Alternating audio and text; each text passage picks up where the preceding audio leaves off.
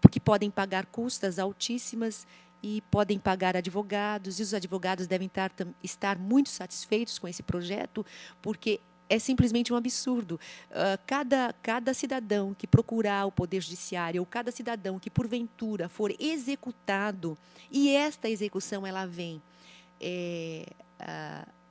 imediatamente após essa questão de que a sentença hoje ela tem efetivação imediata, pode ser nula, pode ser vendida, pode ser qualquer tipo de sentença. Pode ser uma sentença absolutamente incompetente, pode ser uma sentença que pode destruir a vida de uma ou mais pessoas, ela tem efetividade. É isso que se objetiva. Tendo efetividade, vai-se imediatamente para a execução. Vai-se para a execução, o indivíduo tem 3 dias para pagar. 3 dias para pagar um débito, ou seja, 3 dias para contratar alguém para fabricar dinheiro para ele. Quer dizer, o que isso tem a ver com a questão de construir uma sociedade livre, justa e solidária?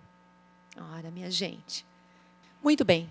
Como se não bastasse o projeto de lei 8.046 ser uma colcha de retalhos,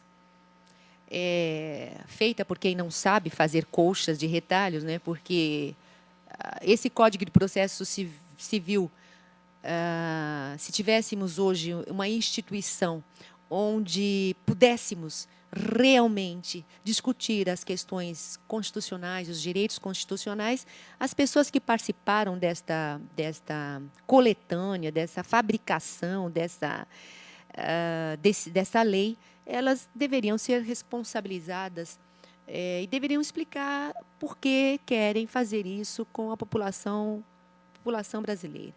De qualquer forma, há artigos muito importantes e que mereceriam permanecer. Por outro lado, eu considero o seguinte: algo que já nasceu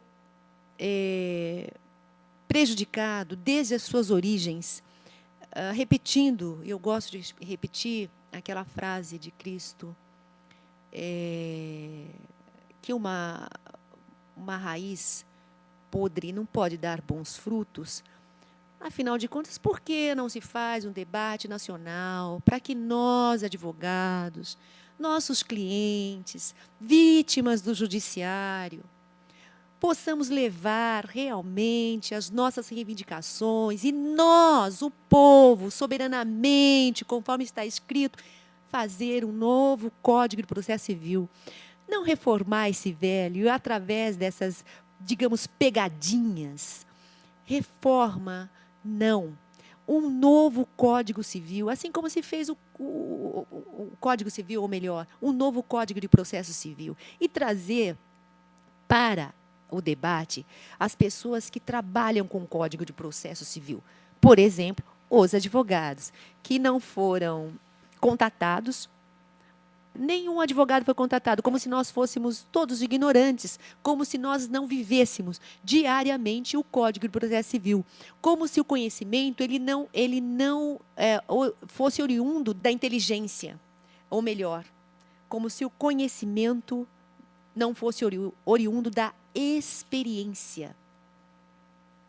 E por incrível que pareça, então, essas forças políticas, na verdade, travestidas de uma forma jurídica, ou seja, eu, senador, assino um documento fazendo de conta que fiz uma lei e vamos promover essas novas forças políticas nesse Estado de origem constitucional, mas nós, parlamentares do Congresso Nacional, somos representantes da vontade do povo. Não temos nenhuma responsabilidade constitucional. Os princípios constitucionais são absolutamente ausentes da nossa consciência. Nossa função é manter os caminhos da globalização das relações econômicas. Nossa função é acirrar a estratificação da sociedade. Nossa função é manter as velhas, rotas, desgastadas configurações jurídicas que o mercado impõe, e nossos poderes, eles também nos convidam, não é, a estar de acordo com os interesses globais. Nossa função é manter essa dominação através das leis, e uma das formas e que os brasileiros não têm consciência de que essas leis são performances, essas leis, as únicas referências das leis são formais. O povo não tem voz, porque a voz do povo é a voz do parlamento. E a voz do parlamento é a voz dos interesses sociais. Ou melhor, corrigindo, dos interesses internacionais. O processo civil, que é um mecanismo, um instrumento de efetivação dos direitos civis, ou seja, do Código Civil e, portanto, da Constituição, as pessoas não têm consciência do tipo de controle que um juiz, a instituição judiciária tem sobre a sociedade. Elas sofrem, mas o sofrimento ele é tão atroz, ele é tão solitário, ele é tão caótico que muitas vezes não há palavras para exprimir. Considerando que existe um princípio que afirma que ninguém pode se desculpar por desconhecimento da lei, você já observa o caos que se estabelece nessa simbologia de Estado, de leis, Estado democrático, onde a grande maioria é analfabeta, mas ela não pode se excusar e desconhece a lei. Quer dizer, mesmo porque se uma pessoa conhecesse a lei e todos as suas estratégias, as relações de forças, as suas formas de regular, as suas formas de coagir, as pessoas comuns, bem entendido, não cometeriam delitos.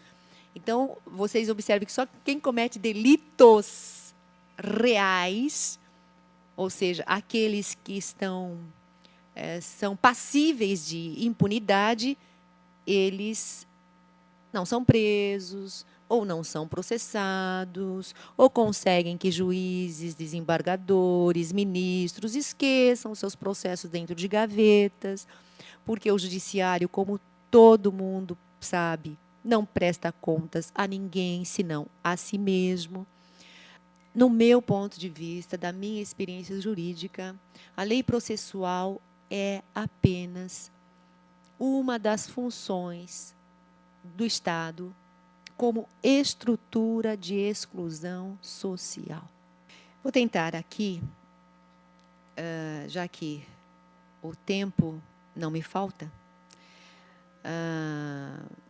falar rapidamente e enviar, essa mensagem será enviada para o Congresso Nacional. O que vão fazer com ela eu não sei, mas também não me importa. Estou fazendo o meu trabalho. Estou dando minha contribuição para a sociedade. Algo que é interessante, mas que deveria ser modificado. O processo civil será ordenado, disciplinado e interpretado conforme os valores e os princípios fundamentais estabelecidos na Constituição da República Federativa do Brasil, vírgula, observando-se as disposições desse Código. Retire-se observando-se e coloque-se e as disposições desse Código. Agora, o interessante também seria colocar um parágrafo aqui. A interpretação deve ser gramatical, não é? Não vamos ficar naquele sistema de que a Constituição não tem nada a ver com o Código de Processo, né? Não vamos ficar representando mensagens, né, dizendo que obedece às regras do Código, mas, na verdade, está transgredindo. Então, essa é a minha sugestão para a comissão. Artigo 6º. Ao aplicar a lei, o juiz atenderá aos fins sociais. Como assim atenderá? O juiz, ao aplicar a lei, o juiz respeitará os fins sociais. Artigo 7º. É assegurada às partes paridade de tratamento. Como assim paridade? Igualdade virou paridade agora? Por que não escreve simplesmente é assegurada às partes igual tratamento? Igual tratamento. Esquece o termo igualdade, que não existe. Idêntico tratamento. Idêntico. Isso impediria falsas interpretações. Vamos lá. Artigo 9º. Não se proferirá sentença ou decisão contra uma das partes sem que esta seja previamente ouvida, salvo se tratar de medida de urgência ou concedida a fim de evitar o perecimento do direito. Para que isso? Para que isso? Para que essa perda de tempo do artigo 9º?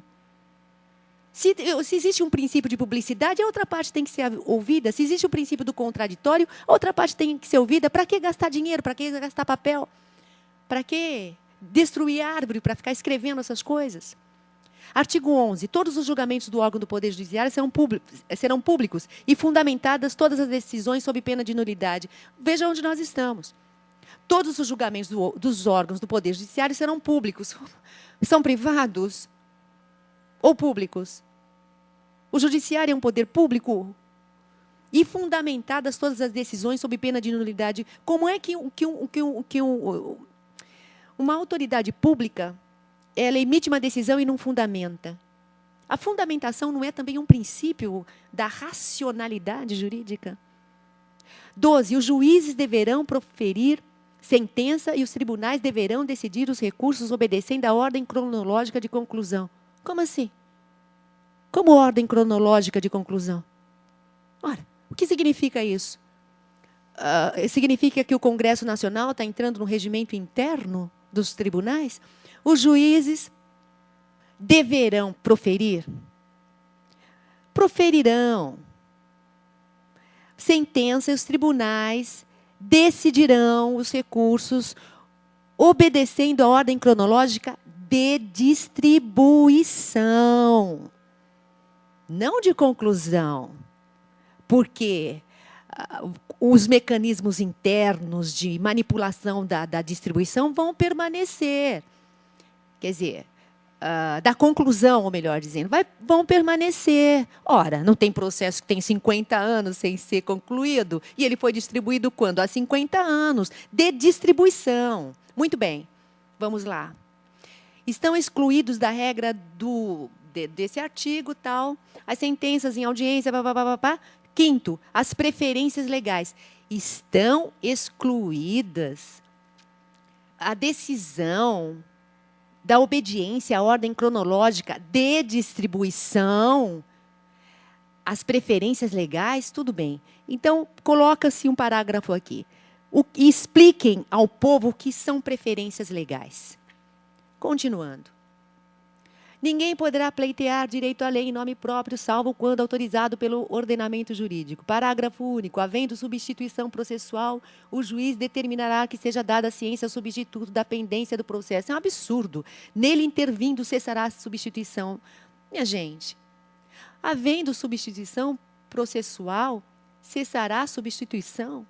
Retira as frases, as subordinadas daqui. Para que isso? O juiz determinará que seja dada a ciência substituto. Como é que você faz substituição processual se não for dada a ciência substituto? Muito bem. Retira-se esse parágrafo. É vergonhoso. Se no curso do processo se tornar litigiosa a relação jurídica de cuja existência ou inexistência depender o julgamento da lide, o juiz, assegurado o contraditório, a declarará na sentença com força de coisa julgada.